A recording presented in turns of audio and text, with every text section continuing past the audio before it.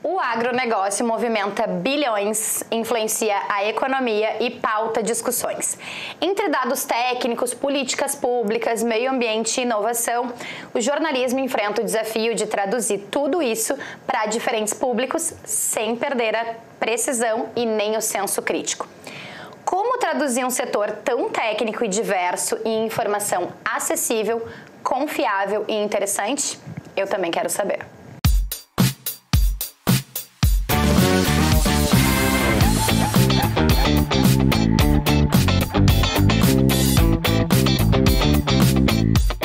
O agronegócio levanta questões como sustentabilidade, inovação, consumo, tecnologia, entre tantos outros assuntos.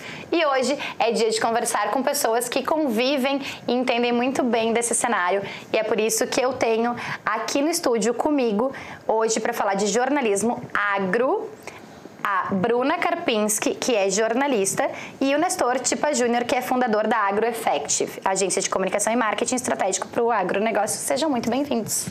Obrigada, Márcia, pela oportunidade, pelo convite. Muito obrigado também pela oportunidade de estar aqui com vocês. São dois jornalistas que viveram os dois lados, né? Já estiveram nos veículos, hoje trabalham com produção de conteúdo, já estiveram com assessoria de imprensa também, diversos. São dois jornalistas, inclusive, muito premiados. Dá licença que essa mesa tá bem boa.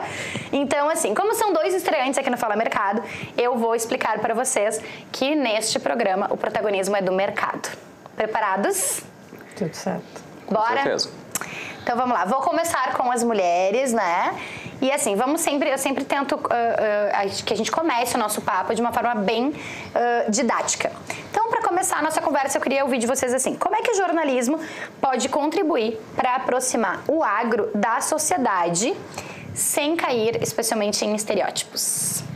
Bruna. Sim, vamos lá então, uma pergunta bem importante que demanda alguma reflexão, digamos assim, né? Eu penso que um dos caminhos é sempre tentar nas nossas rotinas, né, seja na redação ou em assessoria, contemplar a maior diversidade possível, né? Porque o setor rural ele é muito vasto, é muito amplo e muito diverso, né? Então, uma coisa que a gente costuma ver e que é um pouco tradicional nessa editoria dá bastante espaço e visibilidade para as pautas com relevância econômica, né?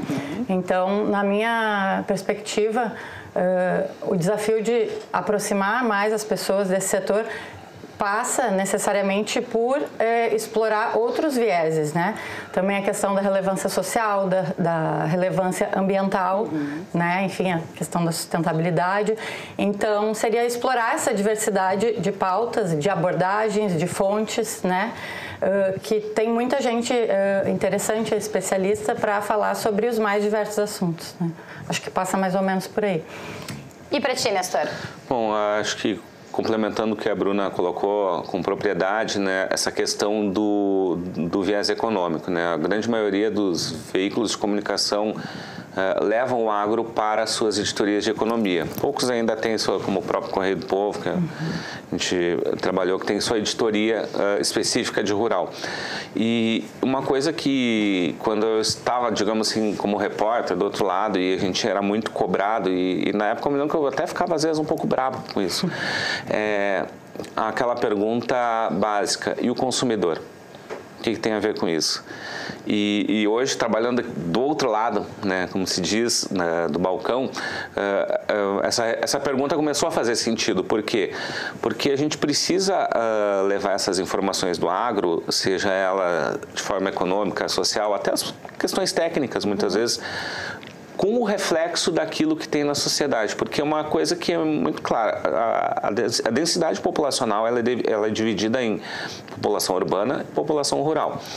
Então, o rural ele é muito específico em determinadas questões, determinados assuntos, e isso traz que a população urbana muitas vezes não compreende aquilo que acontece no rural. Mas não é só a culpa, a população não quer compreender, é a forma com que se comunica. Muitas vezes a gente coloca assuntos e é um desafio muito grande de colocar aquele assunto, e aí volta naquela questão, e o consumidor. E hoje no nosso trabalho a gente procura dizer muito isso, fazer a linguagem que a sociedade entenda que aquela dona de casa, que aquele rapaz que é o gamer, que é a pessoa que está lá fazendo a sua academia, entenda, sabendo o que aquilo ali, o que uma questão de melhoramento genético na pecuária vai influenciar, por exemplo, na comida que ele tem, na carne que ele come. Então, o que eu vejo muito assim é a questão de traduzir e usar uma linguagem que essa sociedade entenda. Isso talvez seja o maior desafio nesse momento do agro, né? Muito bom, porque na verdade vocês têm hoje, especialmente estando do outro lado do balcão, já tinham na verdade como repórteres a missão de traduzir, né, a tecla SAP lá do agro para os ouvintes. E hoje vocês estão do outro lado do balcão produzindo conteúdo né?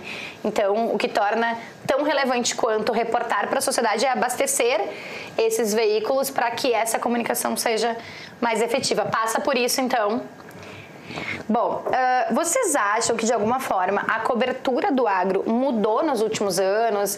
Ela tem ficado mais acessível? Ela tem ficado mais confiável? Especialmente se a gente for pensar na entrada massiva das redes sociais, do mundo digital, do que se a gente pensar, sei lá, 20 anos atrás? Eu acredito que sim, né? Digamos que houve, eu não sei se é a melhor palavra, uma fragmentação, uma ampliação das possibilidades, né? Porque 10, 20 anos atrás a gente tinha predominantemente os veículos mais tradicionais, alguns sites mais especializados, né? Segmentados. Hoje a gente tem uma infinidade de possibilidades que é maior do que antes, né? A questão dos podcasts, mais sites especializados, até a questão dos produtores de conteúdo, né? Ou influenciadores. Então a gente tem mais alternativas para além da imprensa tradicional, que continua sendo muito importante. E ao mesmo passo que eu trago aqui um contraponto, que uma coisa que foi boa e que amplia as possibilidades, também, por outro lado, acaba dando margem para fomentar a questão da desinformação, de alguma maneira, né? Então, jogando a bola aí para o Nestor, eu acho que tem os dois lados e isso aumentou, em alguma medida, a responsabilidade da imprensa tradicional, que de alguma maneira voltou a ter que se dedicar mais à apuração do que num período ali de um intervalo que a gente teve, né? Então, eu acho que para nós, jornalistas, isso é um movimento importante, inclusive porque valoriza, enfim, a nossa profissão, né? E traz essa reflexão sobre a importância de ter jornalistas apurando e checando, né, informações, e acho que é mais ou menos por aí. E para ti, Nestor? Isso o que a Bruna colocou, né, essa questão da amplitude hoje que o agro tem de espaços que antigamente não tinha. O agro ele até demorou um pouquinho mais para entrar em relação a outros setores da sociedade, mas hoje já tem, a gente lida mesmo com próprios clientes, né, que hoje valorizam muito mais uma rede social do que uma própria aparição na imprensa.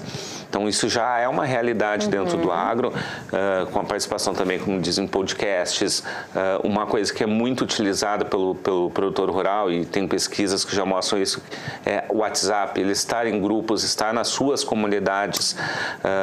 A gente que participa aí de alguns grupos vê que muitas das mensagens chegam lá, que é uma coisa que eu coloco também, que antigamente a gente tinha uma dependência muito grande da mídia tradicional, ou seja, os principais rádios, jornais, TVs, e a gente coloca isso muito até para quem trabalha conosco, que hoje não tem mais essa dependência.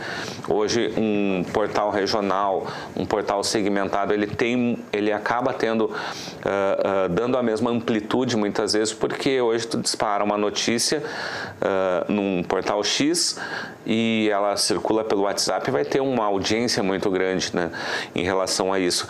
E como a Bruna falou, né, tem toda a questão da desinformação também, né, tanto de um lado quanto de outro, né, tanto pró quanto contra, que é preciso ser desmistificada, porque muitas vezes o agro, por isso que a gente falou anteriormente, a linguagem dele ele precisa ser adaptada e ela não é compreendida. E essa informação às vezes chega distorcida, principalmente quando se tem algumas questões relacionadas a meio ambiente, principalmente, que o agro acaba sendo muito afetado. Obviamente, a gente não pode dizer que existe uma grande...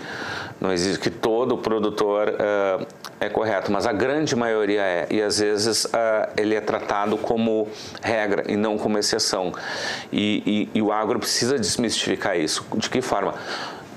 Tendo bons exemplos, sendo proativo nessa comunicação, não só sendo uma comunicação reativa. Às vezes o agro ele tem uma comunicação muito reativa ao que acontece na sociedade, ele não é tão propositivo em relação a isso.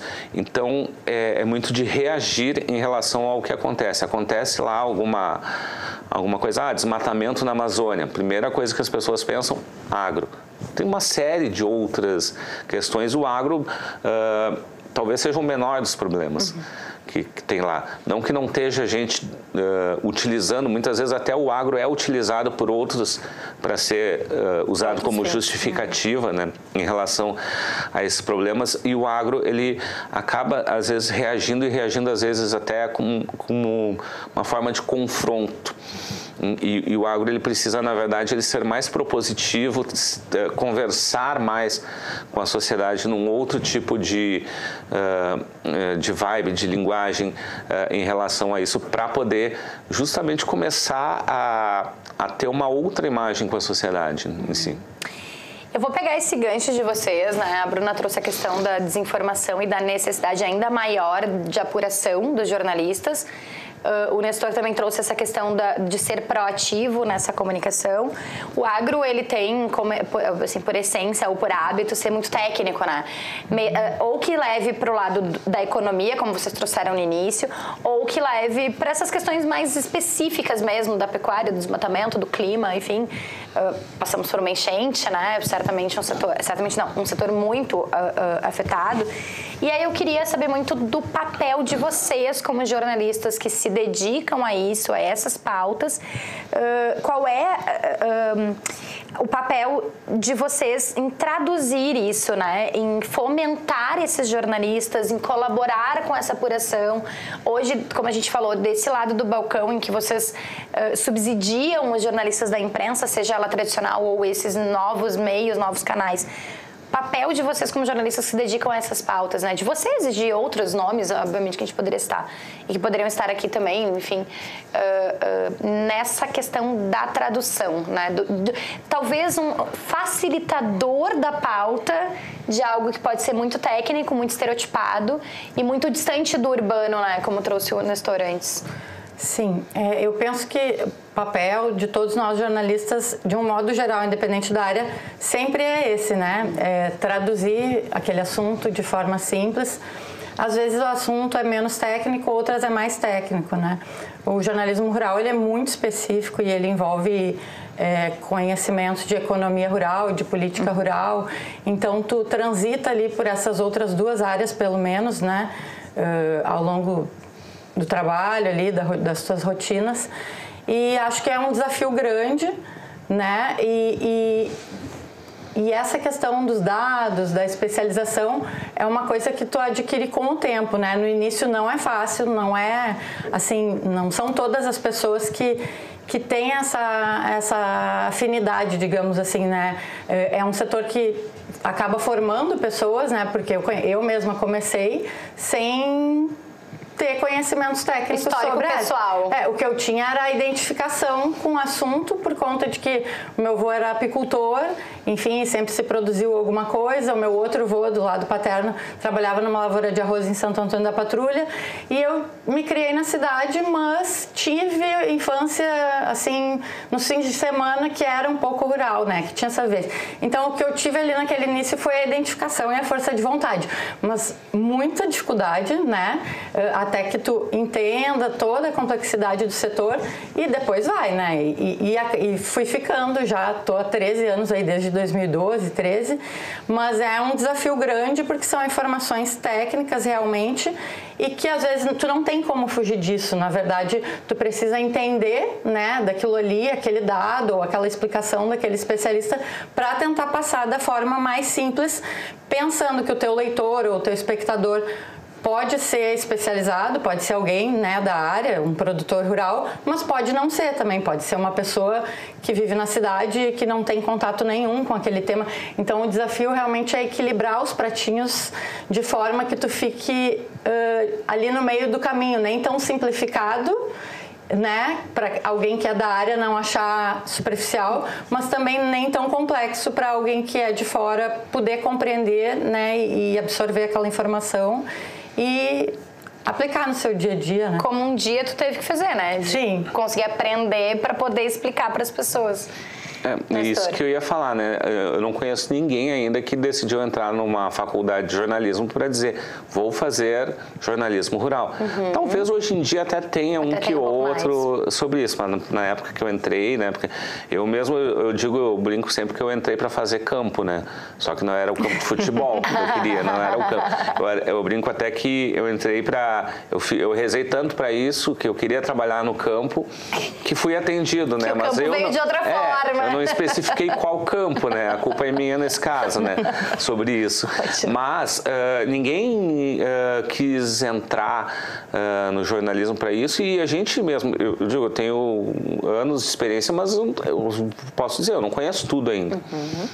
Porque as coisas mudam, as coisas evoluem. Tem coisas, às vezes, que a gente trabalhando com assessoria, com comunicação corporativa hoje, a pessoa me pergunta, eu digo, não sei, eu tenho que consultar a minha fonte, porque eu também não posso falar algo que realmente não é.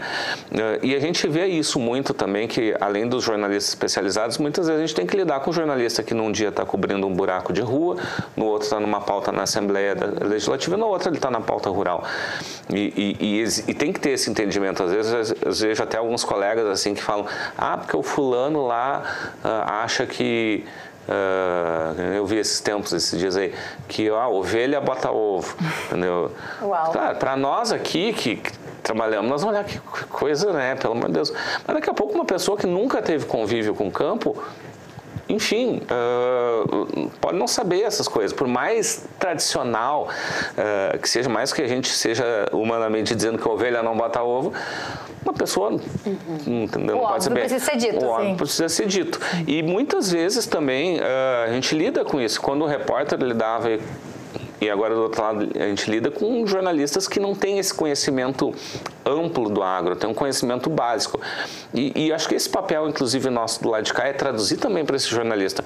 A gente muitas vezes trabalhava com eventos que a pessoa chegava lá e dizia, mas como é que funciona isso aqui?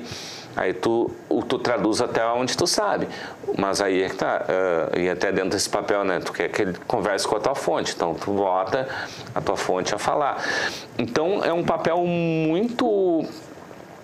que vamos dizer em verificação em duas etapas. A primeira nossa de fazer essa tradução para o jornalista, e a segunda é do jornalista da redação, independente de ser especializado ou não, fazer também essa tradução para o seu público.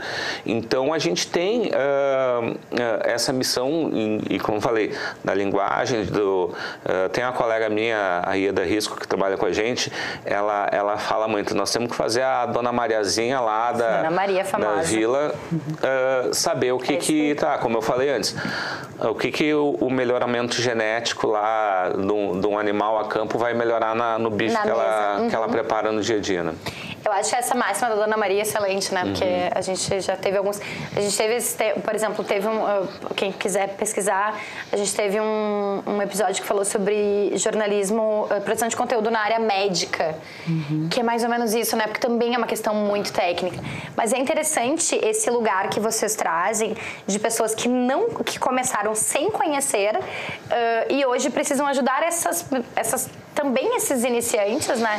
Ou às vezes não só iniciante, mas é isso, às vezes são jornalistas que cobrem muitas pautas diferentes, nem todos os veículos têm lá a sua editoria específica, os seus especialistas, e poder ser esse facilitador. Eu lembro, agora vocês estavam falando, mas eu lembro assim, quando eu comecei a trabalhar como repórter no Coletiva, tinha uma questão de licitações, é muito forte a questão da licitação em agências de publicidade, licitações públicas, né? E eu lembro de ter um facilitador, assim, que eu ligava, e eu, uma menina, assim, completamente inexperiente no assunto. E aí vinha uma nova fase, eu dizia, tá, mas o que acontece agora? Ai, abre prazo para recurso. O que é isso? Sim. E hoje eu brinco com uma frase que eu digo, me explica como se eu tivesse 4 anos. Vamos, porque eu preciso entender. Então, é mais ou menos isso que vocês fazem com, não só com o público, mas também com os jornalistas. Mas aí uma coisa que é importante, que o pessoal do agro também precisa entender isso. Eu já lidei com muita gente, a Bruna provavelmente também, que naquela pergunta de o consumidor que a gente precisava fazer, eu me lembro de uma entrevista, não vou citar a fonte aqui, hoje é um grande amigo que eu tenho, inclusive, mas na época eu fui perguntar isso para ele, ele disse, eu não estou falando com o consumidor, eu estou falando com o produtor. E às vezes o agro ele precisa entender isso, ele tem que falar, ele fala com 2 públicos distintos, ele precisa falar com a sua base, com o seu associado, no caso de entidades, às vezes dá uma resposta, a gente lida muito com isso, a Bruna trabalha com entidades também, que tu precisa dar uma resposta dentro da porteira, para o teu associado, mas tu também precisa te comunicar com o fora, e às vezes talvez a mensagem não seja a mesma, tenha que ser 2 mensagens diferentes, mas óbvio, sendo sincero, sendo transparente com os 2 públicos. Gente, eu queria entender um pouco, a gente está falando aqui de facilitar, de traduzir, o quanto é importante esse processo de evangelizar mesmo os públicos, seja, como o Nestor disse, da porteira para dentro, né, especialmente questões associativas, seja para a Dona Maria, né? Então eu queria entender com vocês que tipo de narrativa tem funcionado mais, né? Eu acho que a Bruna trouxe uma questão na nossa primeira pergunta importante, que é humanizar um pouco isso, né? Passa por outras camadas essa tradução do agro, até essa visibilidade que o agro tem hoje, que transcende a economia, né? Na verdade, hoje não, sempre transcendeu a economia, mas a gente precisa... Então, que tipo de narrativa tem funcionado mais para vocês, enquanto produtores de conteúdo dessa área, de forma a chegar com uma comunicação mais assertiva, porque são públicos diferentes, como o Nestor trouxe. Então, que tipo de narrativa tem funcionado mais para vocês? Então, o que a gente tem percebido muito que funciona e que sempre existe um interesse tanto do jornalista que está no veículo quanto do leitor, são as histórias, né? Enfim, de pessoas que a gente chama de case no jornalismo, usando uma palavra, né, que não é em português, mas são os casos, né? E por meio desses casos, dessas histórias, que dentro das possibilidades, sempre que a gente puder trazer, isso possibilita humanizar, assim, um pouco mais um setor que é tão técnico e tão específico e que muitas vezes trabalha com dados e com números. Claro, nem sempre vai ser possível, ou às vezes tu não vai achar a história ideal que case com aquilo ali, mas muitas vezes né? Então, muitas vezes tu consegue fazer um jornalismo, uma comunicação mais humanizada, trazendo essas histórias, esses relatos de pessoas que passaram por determinada situação, né? Uma perda de safra, né? Ou até a própria enchente, enfim, isso se viu muito, né? E, claro, tem situações que tu não vai conseguir fugir daquilo ali, mas tu vai conseguir combinar, na verdade. Muitas vezes a estratégia dos dados, que acabam trazendo credibilidade e confiança, digamos assim, de quem está lendo e absorvendo aquela informação, combinar isso com a história das pessoas. Eu penso que é uma das possibilidades de narrativa para fazer essa ponte, assim, chegar nas pessoas. Conectar esse público urbano com o rural. Sim, porque as histórias fazem essa conexão, né? Elas pegam identificação. No lado mais emocional das pessoas. Então, acho que tem essa possibilidade. Isso que a Bruna colocou, né? Que hoje a gente chama de storytelling, né? Sim. Muito nas linguagens, não só para jornalismo, redes sociais se usa muito isso também, né? E eu acho que existe um grande conjunto de informações, né? A narrativa é importante, os dados também são importantes. Muitas vezes, como a gente disse, tu lidar com jornalismo de agro é quase que a totalidade lidar com jornalismo econômico, porque muitos são oriundos de economia que entram nisso. Então, fazendo toda essa ligação.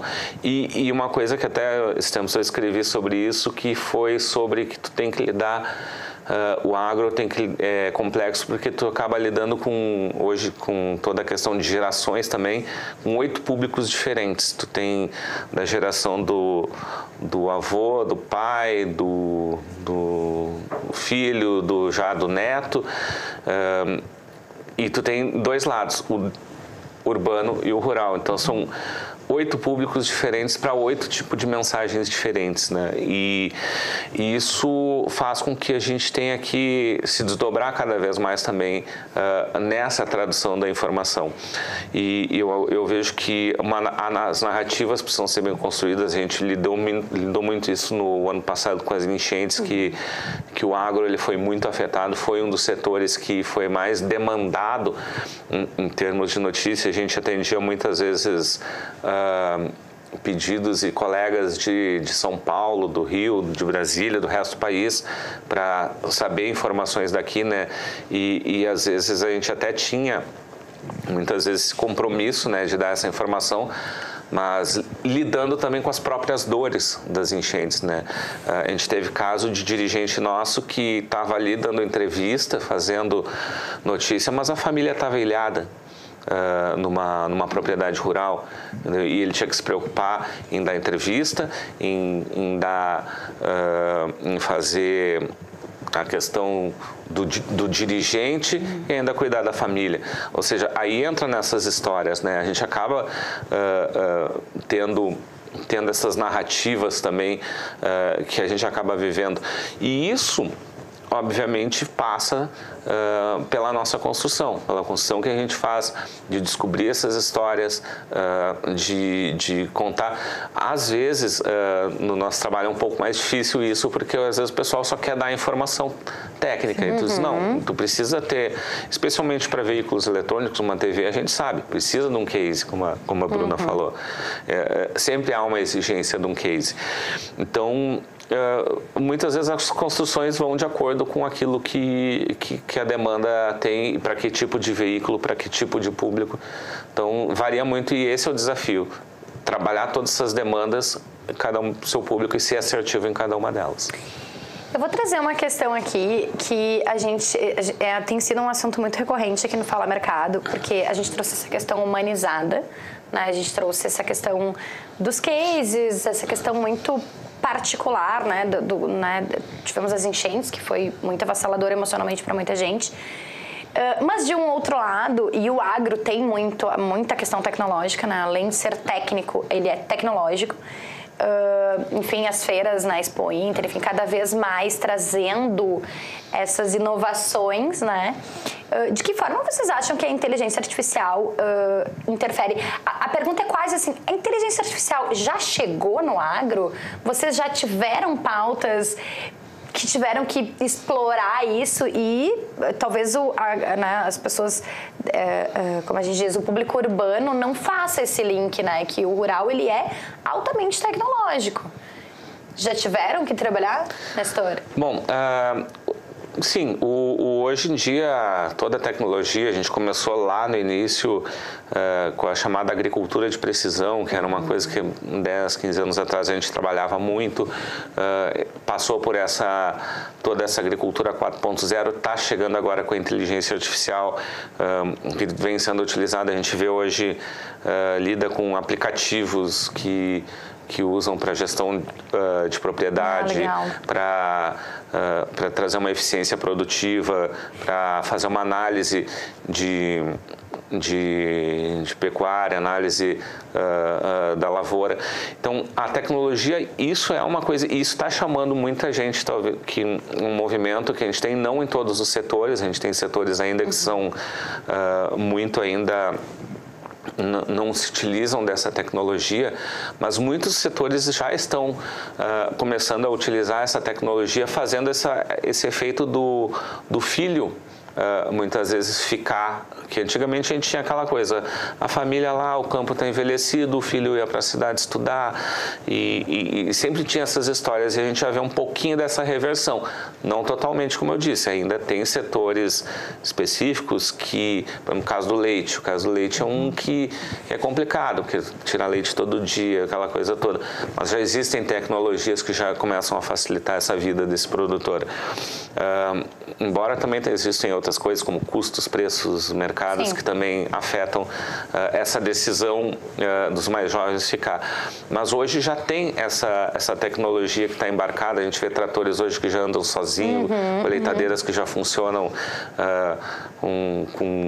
com altas tecnologias que a pessoa vê de forma remota de casa, como é que está a situação da lavoura. Então já existe uma tecnologia embarcada no agro que vem sendo cada vez mais utilizada e potencializada. E como a inovação é uma pauta que o público gosta, acaba também sendo passado isso, talvez não de uma forma ainda a mostrar mostrar como funciona e como isso resolve, mas talvez com uma forma curiosa. Isso é uma outra questão, né? Que o agro às vezes uma outra narrativa, né? Talvez só precise ajustar essa narrativa para mostrar o quanto isso vai influenciar também para esse consumidor, né? Bruna, ainda não chegou nesse lugar.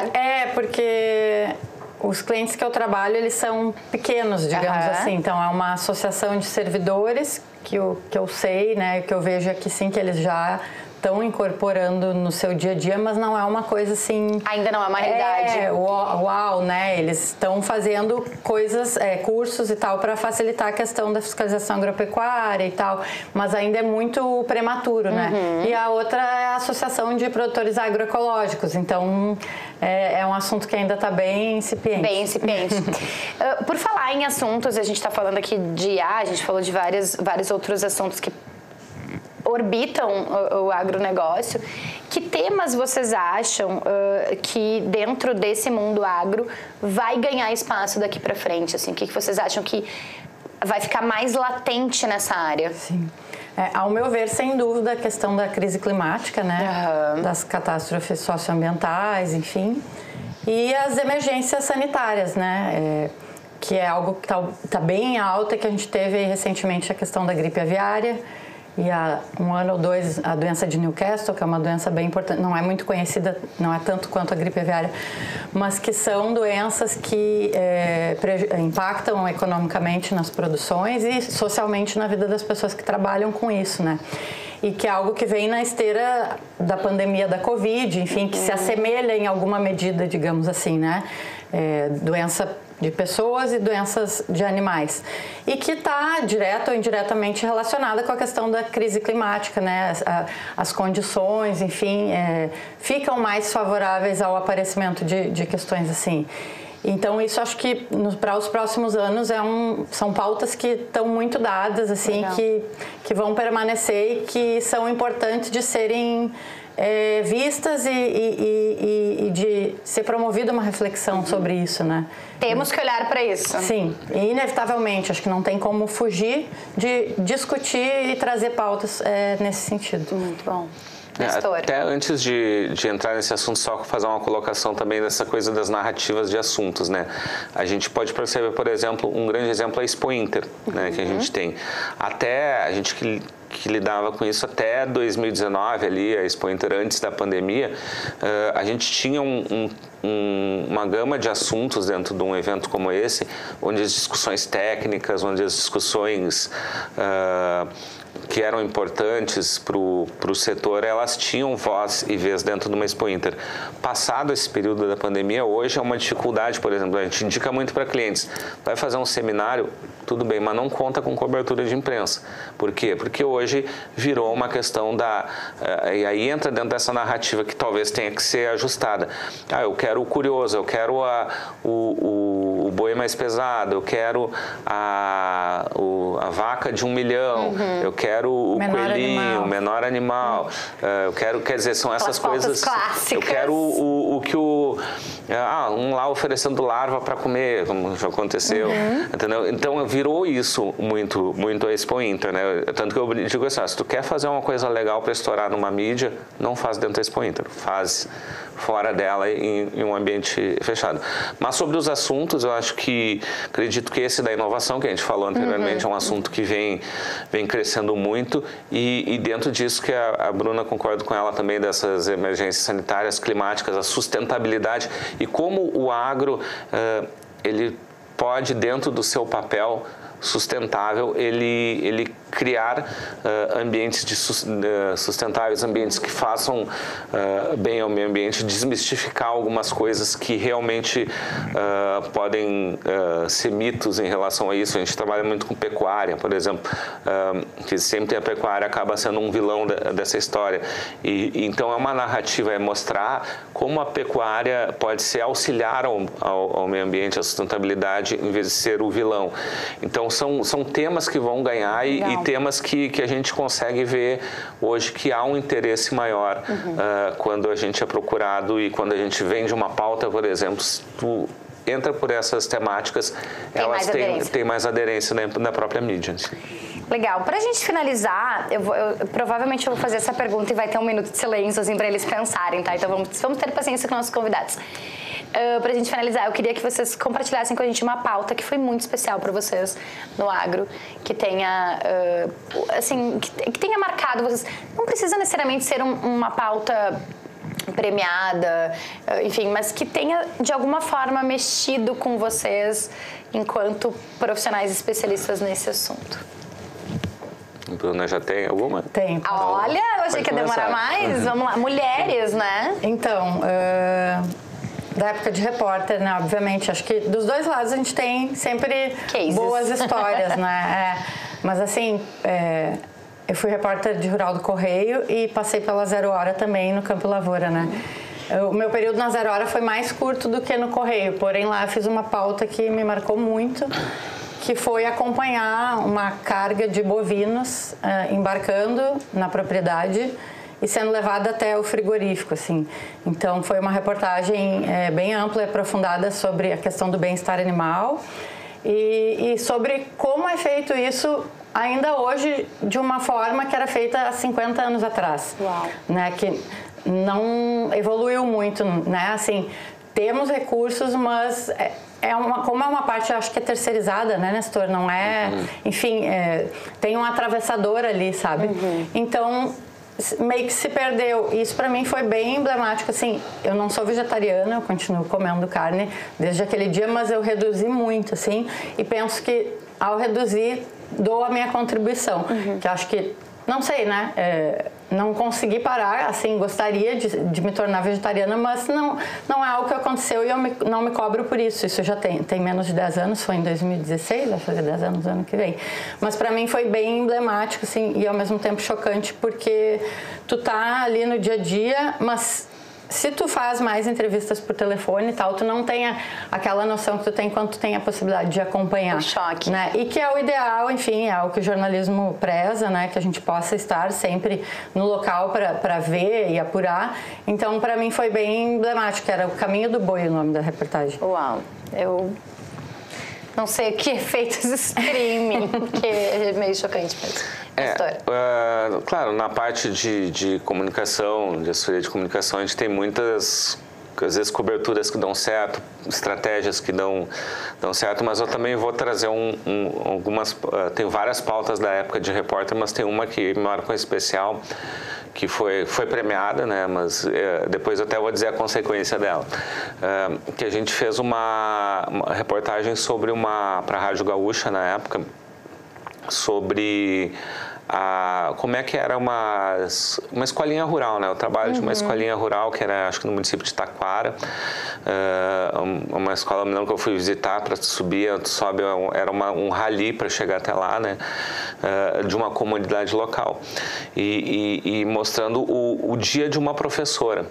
Era isso, era professora de uma escola rural, acompanhando, tipo, de manhã que ela tinha, daí tinha 2, 3 trabalhos, era uma matéria especial para o dia do professor na época que foi feita, e tinha esses acompanhamentos. Ela de manhã estava dando aula, depois ia na outra escola, depois tem que preparar a aula, quer dizer, aí caminhada até a escola. Então era uma coisa assim, os alunos daí falando da professora, foi uma coisa bem legal, assim. Ela recebeu, acho que uns 2 prêmios jornalísticos, né?